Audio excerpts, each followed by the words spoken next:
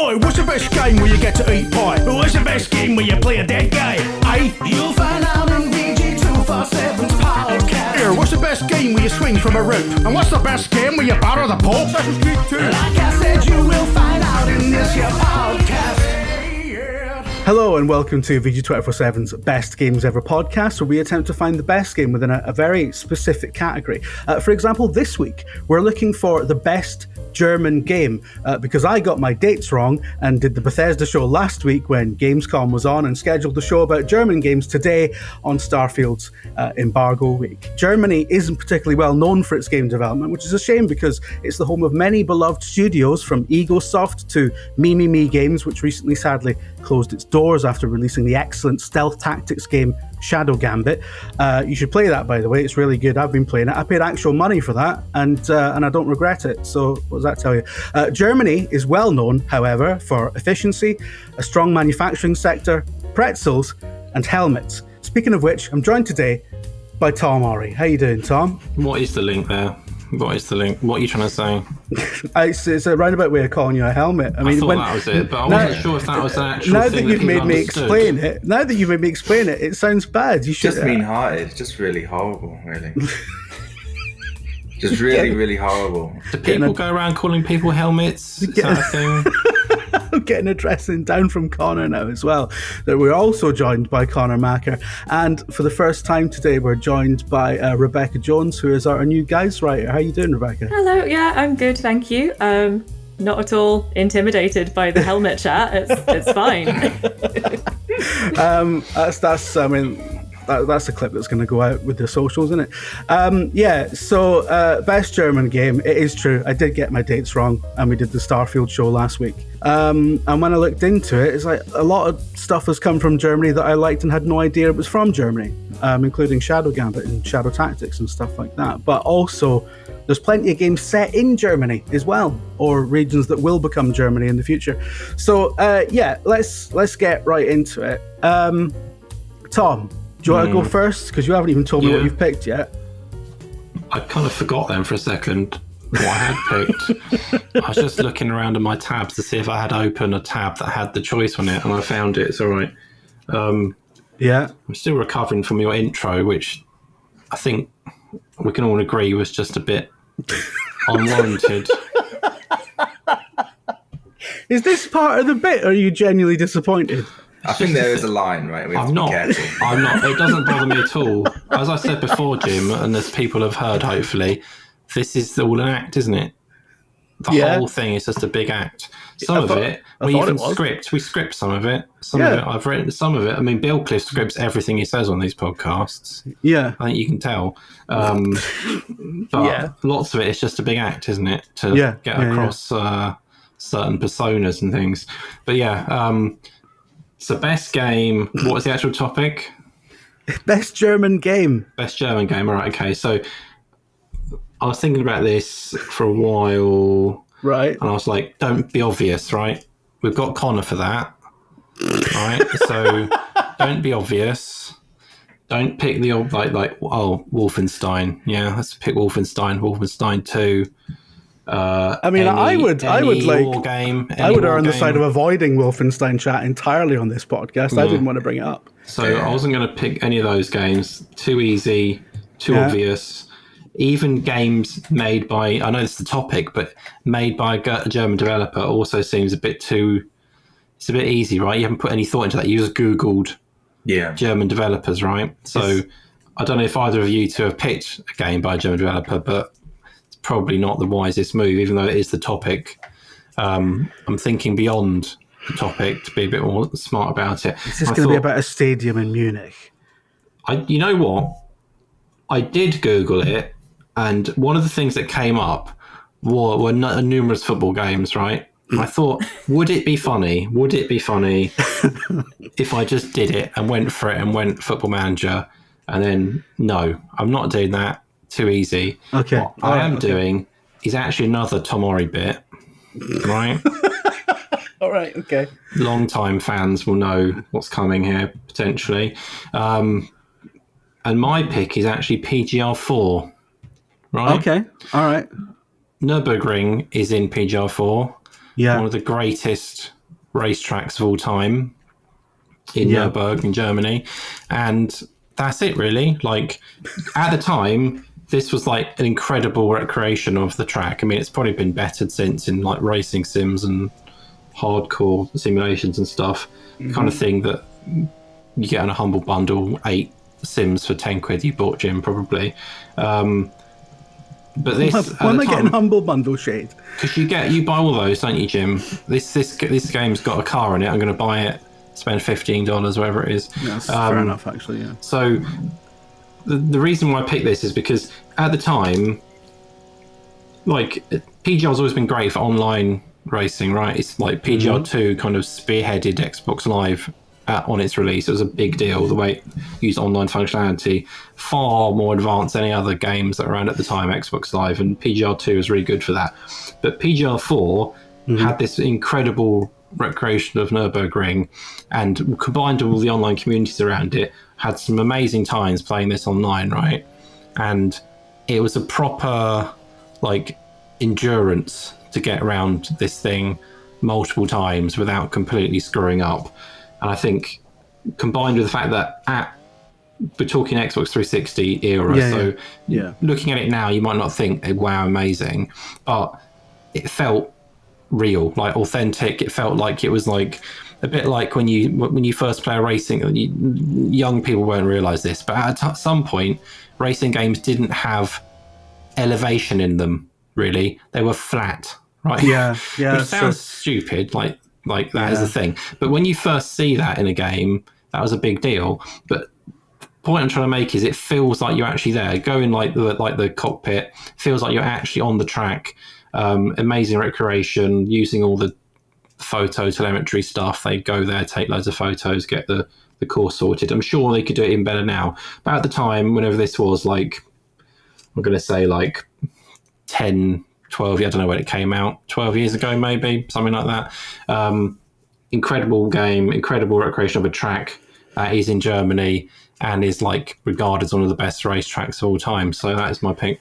Okay, I'm going to, just because when you said 12 years, I was like, have you not updated your information for a while? I want to double check that. I don't know. 16 years, it's not far off. Okay, fair enough. Long time. So I was like, 12 years, it's got the energy of something. I was like, I don't know. Like, in my head, I saw this game at a Gamescom, PGR4. Yeah. Can't believe that was that. That's been another even link. There we go. Okay. Yeah. So in like the private demo booth room stuff, can't believe that was more than 16 years ago. What were private demo booths like back then?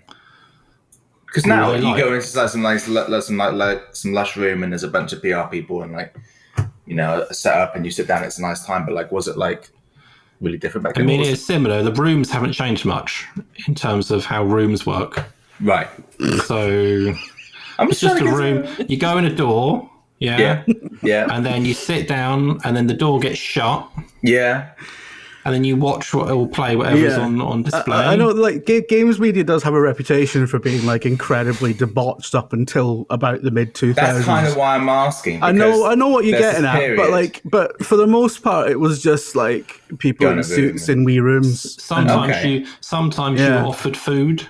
So PGR wasn't this big event, sort of, as you go in a room and watch PGR. No, it went into a room, there was probably some bottled water, sparkling, most likely, at Gamescom, and then you just look at the demo, ask some questions. Yeah. Cool. I remember the Konami booth was good for food one year.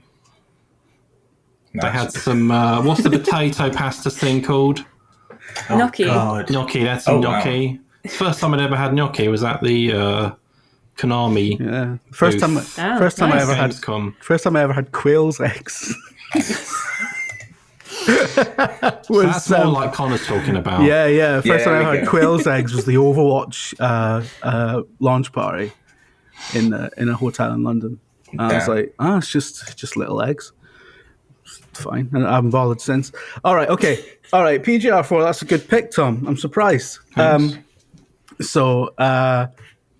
What were rooms like back then? Wet Connor. People know what PGR is, and I thought we could get a little bit of, aged wisdom, some insight from back in the day, of a unique selling point to the podcast. I was trying to dig into it, I gave you some info about Konami's gnocchi. Yeah, that was true. That was cool. It's exactly what I'm looking for. It's perfect.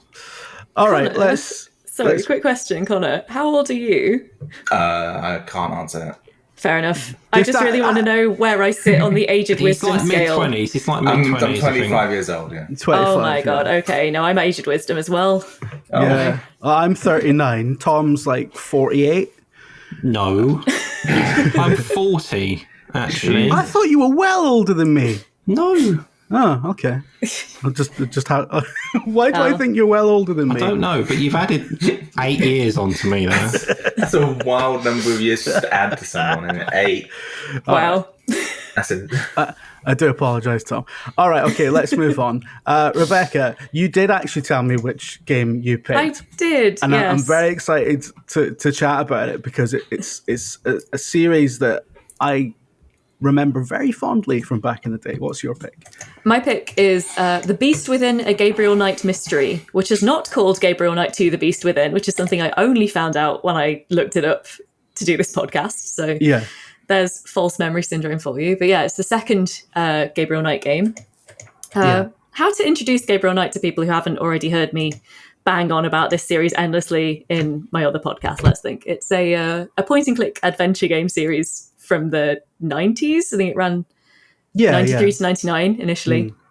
And they were all really great for sort of the virtual tourism before Assassin's Creed was doing virtual tourism. Like they were always set in a real world location, and it was always like this absolutely gorgeous realization of somewhere potentially like fairly niche. I mean, I suppose the first one was in New Orleans, which is not that niche, but then they had the third game was in a real city in the south of France, which you never really see anything set in. And this game is set in Bavaria, like mostly rural Bavaria, a bit in Munich, which is kind of the entire thinking. Is I realized that there was a reason I could come on this podcast and talk about Gabriel Knight, and so I was like, great, second Gabriel Knight game set entirely in Bavaria, let's go. So yes, the beginning and end of my reasoning is that it is a very gorgeous, and it's an FMV game as well. So although I think it was mostly filmed in California, they did do a lot of like referencing from the actual locations in Munich. And I'm about to butcher this, my apologies to any German listeners, but Neuschwanstein Castle in Bavaria. They did a whole set piece set in this real castle where they took actual images and did a lot of set building.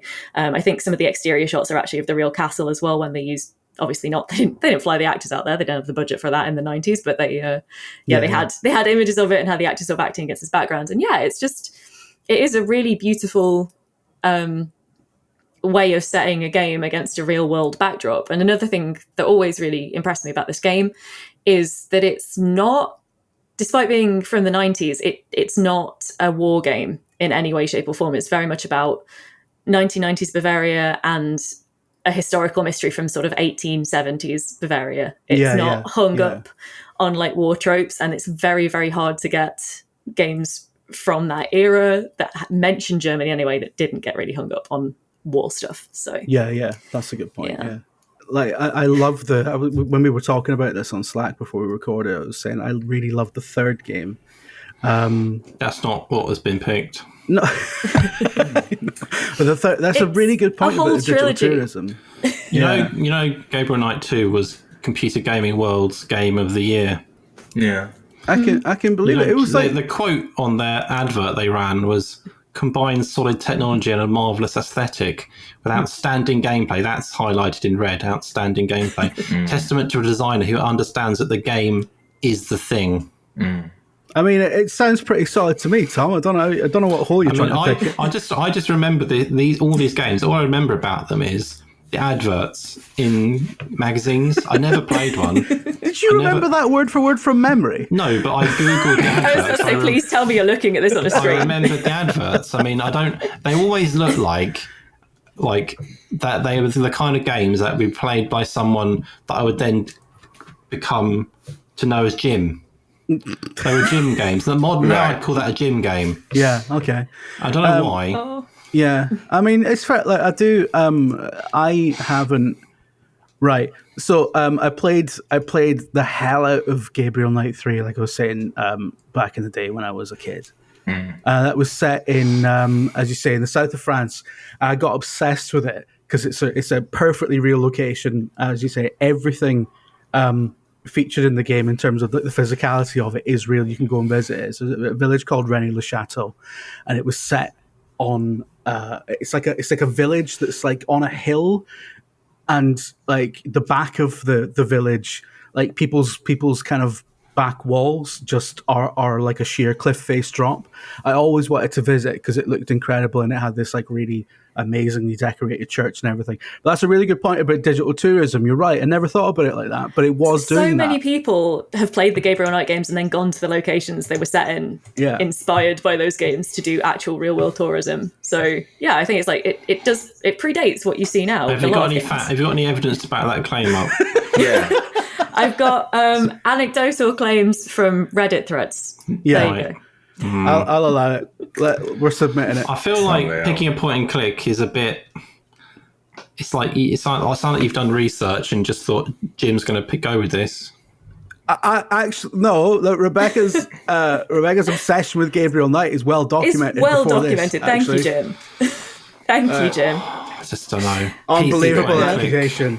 It's a bit weird, isn't it? Tom, are you seriously saying that I only pick the games I like to impress men? I'm saying you pick them to win a competition-based podcast. I don't care about winning. I do care about Gabriel Knight. This will become a thing. Yeah. You'll know. Sooner or later, you'll know. I like the idea that the Gabriel Knight bit is going to become like the Football Manager bit.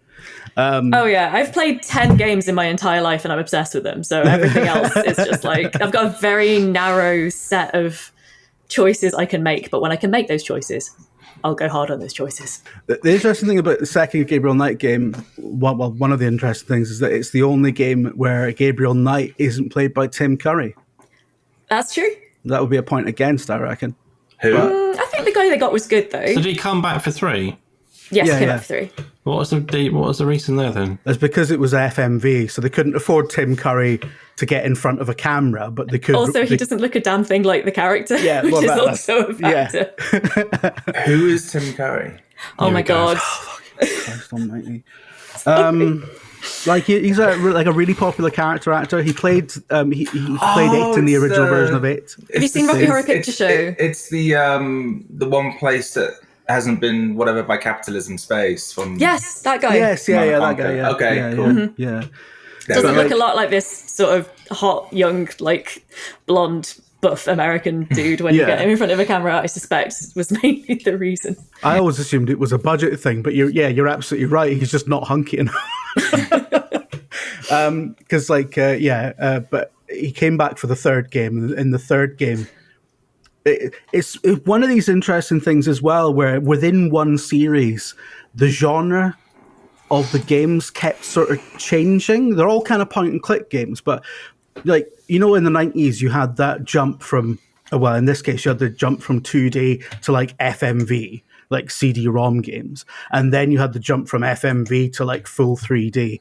So like within the space of like one series, you would have like completely different types of game design going on, which doesn't really happen anymore. Like, I can't think of a single series that's changed genre that dramatically, apart from maybe actually Assassin's Creed going from, but every Assassin's Creed. It's visually startling though with Gabriel Knight, isn't it? It's like the first one's sort of the very pixel retro, the one that's aged the best basically is this lovely retro pixel art. The second one's FMV because that's what was big in 95. The third one is really ill-advisedly 3D. Yeah. Because that's what was big in 99. The third one looks like the original Alone in the Dark. A little bit, yeah. It looks proper janky. It's not terrible, but when you look at it now, it looks pretty bad. I do love the life sim stuff in it, though. How like you're staying in a hotel and you wake up in the hotel, and I suppose the second game was a bit like that, wasn't it? Because you're staying in the castle that was his like family. It's Schloss Ritter. Yeah, and it's like his family inheritance, right? He finds out he's part of this lineage. It's really good. We could actually talk about Gabriel Knight for a solid hour.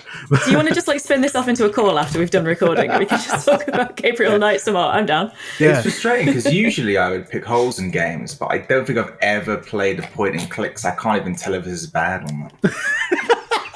Age works for me here. I love that.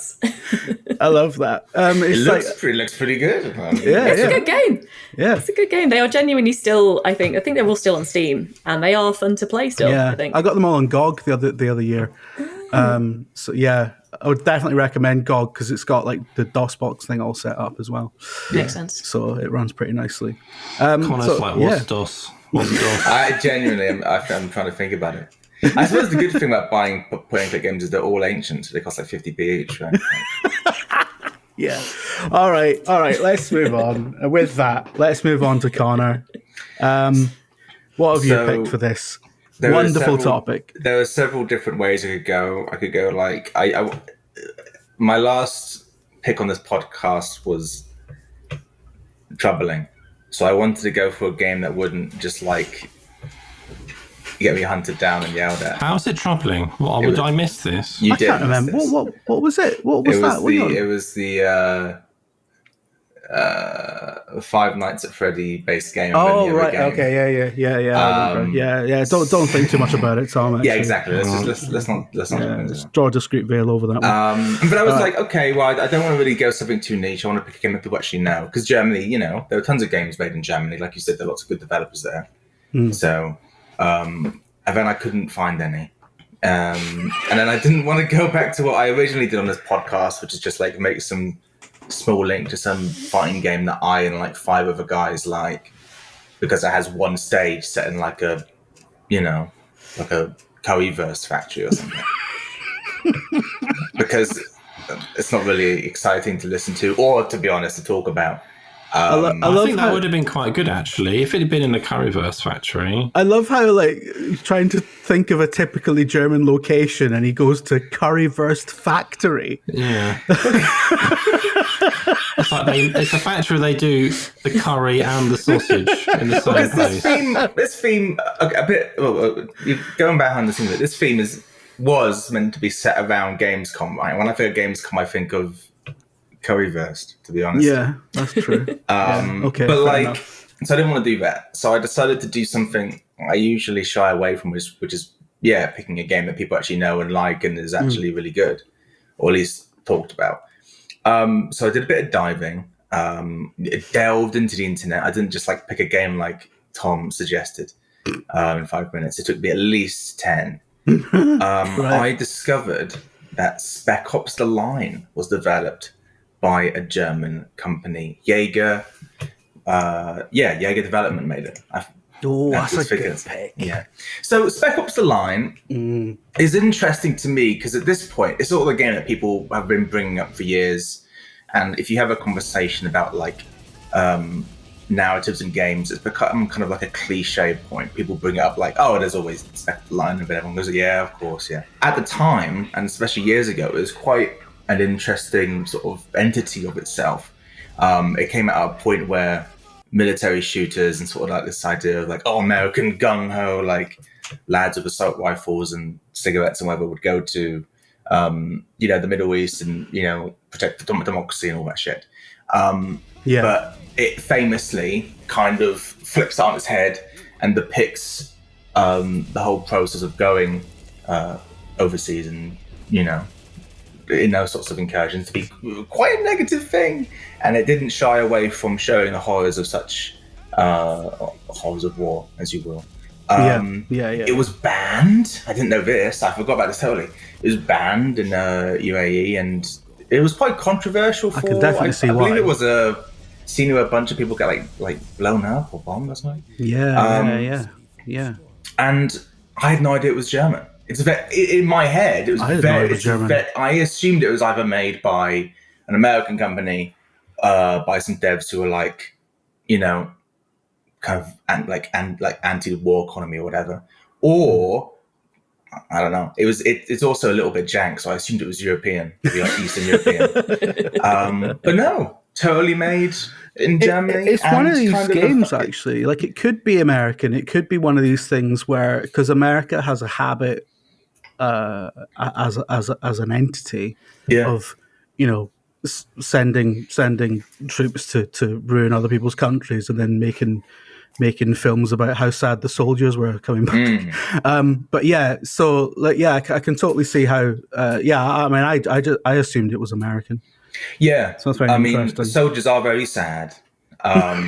It's the perfect. It's kind of like the first game I think about when people talk about like unreliable narrator in games. And for those at home who want to be a bit more pretentious and snobby in video game conversations at pubs and gaming bars and whatever, this is in the beginner's handbook, if you will.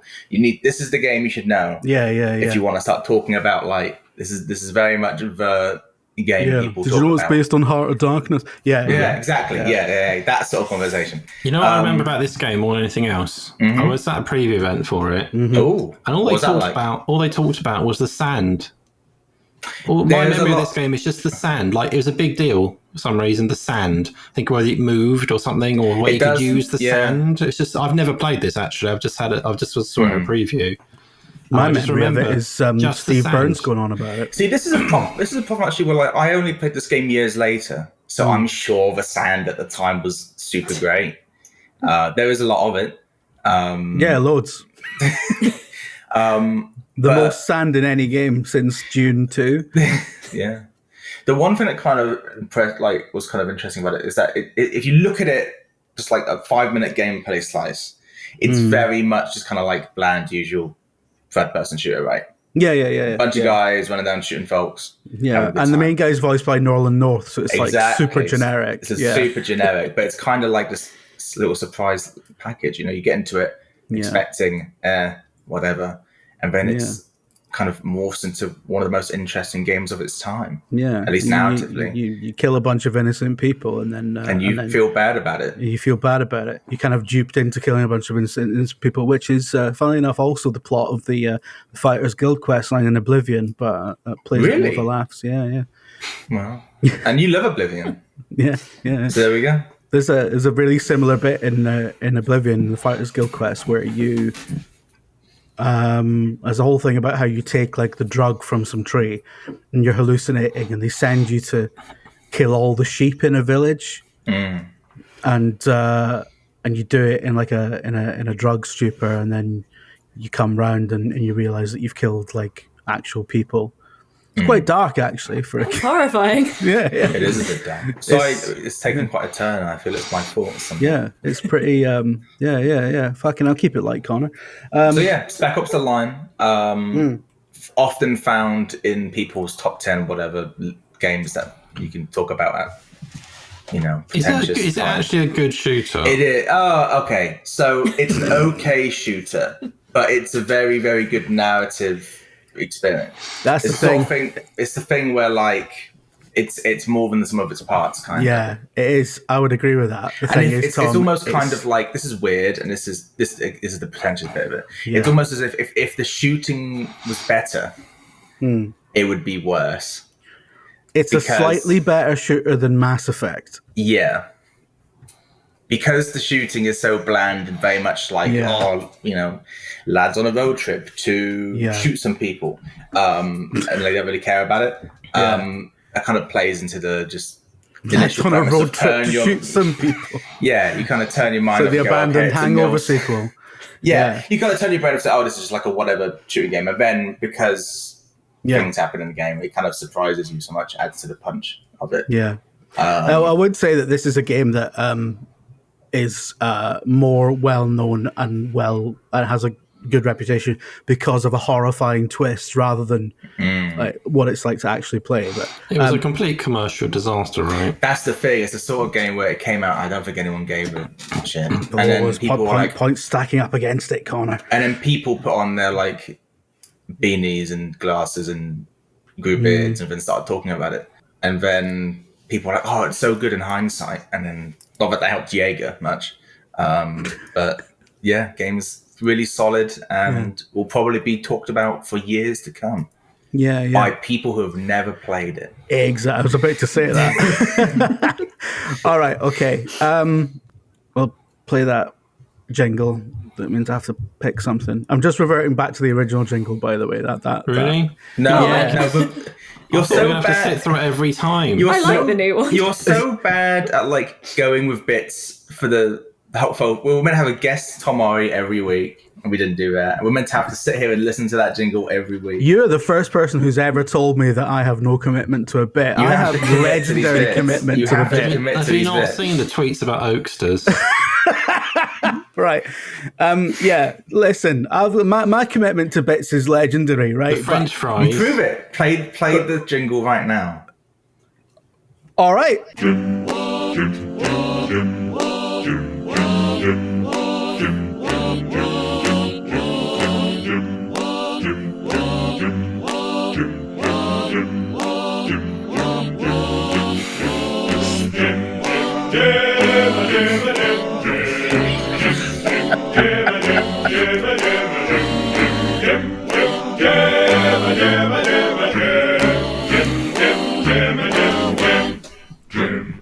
Look, for what it's worth, the two draws of coming onto this podcast today were talking about Gabriel Knight and getting to sit and not react to that jingle, which I failed at. I was like, I'm going to keep a straight face, but it was too funny. I was watching you laughing, made me laugh.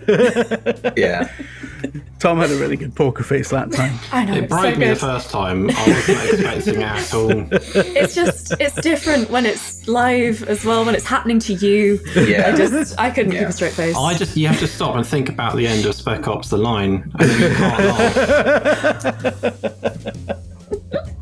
Is that your go-to for when you want a poker face? Yeah. All right, okay. All right, let's summarize.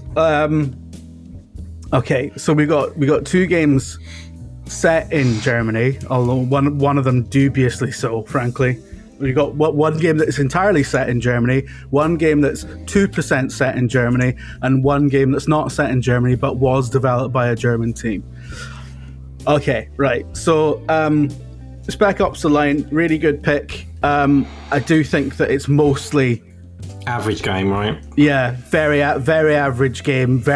Mostly famous for the big twist, but it's a really good pick, Connor. I'm not going to pick it though. Sorry. Sure. Connor kicks right off every time he doesn't win. Look at him. Because he's so young, he's still used to throwing tantrums, getting his way. He's already raging. I'm gonna get. He's gonna be straight on the Slack that I can't fucking believe you did this to me again. Tom, think about this, Jim, just for a second, right? You have a tendency, and I'm not gonna try and convince you to change your mind, right? Mm-hmm. To give the win to the newest person on the show, right? That's what you tend to do. And I think people have seen this as a trend.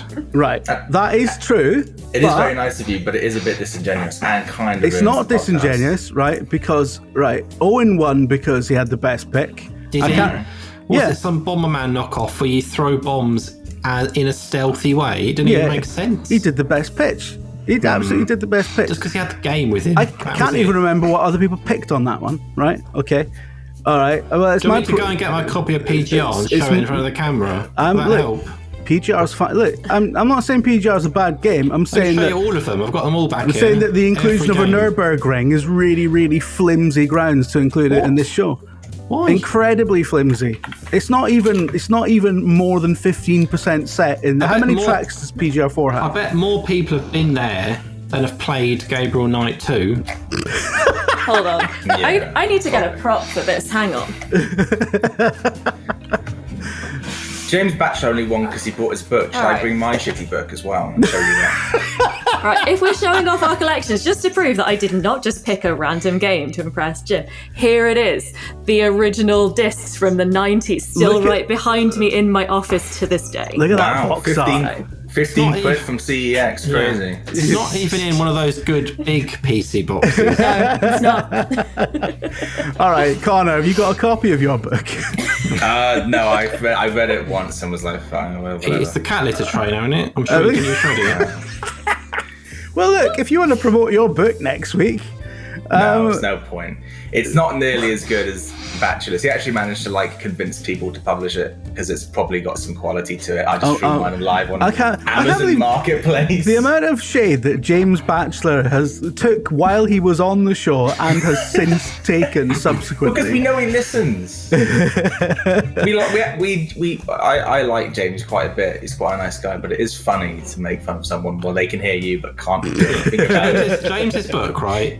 I'd love him to send me a copy, so I would not read it. I have no interest in it whatsoever.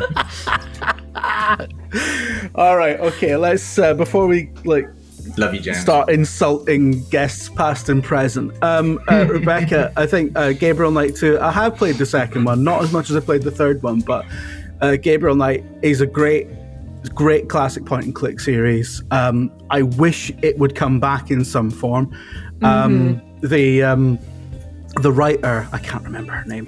Jane Jensen. Jane Jensen. She's done a bunch of stuff since that's sort of Gabriel Knight-esque, but has never kind of returned to that well. And every time she's kind of back in the news for working on something, I'm always hoping that it's Gabriel Knight, and it never back in the news. I've never seen her on the news. Oh, it's like every now and then. BBC, is it? Front page. No, Jane Jensen announces new Gabriel Knight. Well, every now and then, it will be when she on VG 24/7 the day she does the day Gabriel Knight 4 is announced. It's gonna be my news piece that day. Yeah, there will be an alarm will trigger, and it'll be a whole thing. It'll be like Rebecca will come flying down like the fireman's pole, and it'll be like Ghostbusters. But honestly, There's a lot of people out there who there's a little clue in one of the games about Gabriel Knight 4 potentially being about ghosts in England, right? And that has been the one crumb that people who are fans of this series have been hanging on to for 25 years or something? 1999, so nearly a quarter of a century. Yeah, it's been like, people think it was a long wait for Starfield or whatever, right? It's absolutely nothing on this. So I really hope Gabriel Knight comes back. I love Jane Jensen's work. Gabriel Knight series are fantastic. You should play them all. You are right, the first one has aged best. Gabriel Knight 2, gonna give it to that. Best German game set entirely in Bavaria. Would have also accepted Pentiment. Pentiment was my runner-up, to be fair. It's very clear what type of games I like, isn't it? I was German Gabriel mysteries, Knight apparently. Exclusively German mystery games. That's all I'm here for. All right. Well, thanks very much for listening. Please do leave us a 5-star review. I mean, if we've earned it on your podcast platform of choice. We have this week for sure, 100%. And join us next week for whatever the topic next week is going to be. Probably some bollocks about Starfield, I'd imagine. We're gonna. I thought we'd done that one. Why don't we just go out of time and complete Christmas special next week? Let's do it. All right, fuck it. Yeah, you know what? Actually, now that you've twisted my arm into that by joking about it for a nanosecond, we're going to do the Christmas special next week. What's the best Christmas game? There we go. Did we do that last year? Actually, shit. I can't remember. We've got no backbone at all. We can just make you do whatever we want this week. Yeah. All right. Next week. Right. Audience is a contestant. I haven't read any of the audience's ones out this week. Sorry. All right. Okay. Next week we're doing best Christmas game. Fuck it. Let's do it. Let's do it live. All right. Bye. Bye. Goodbye.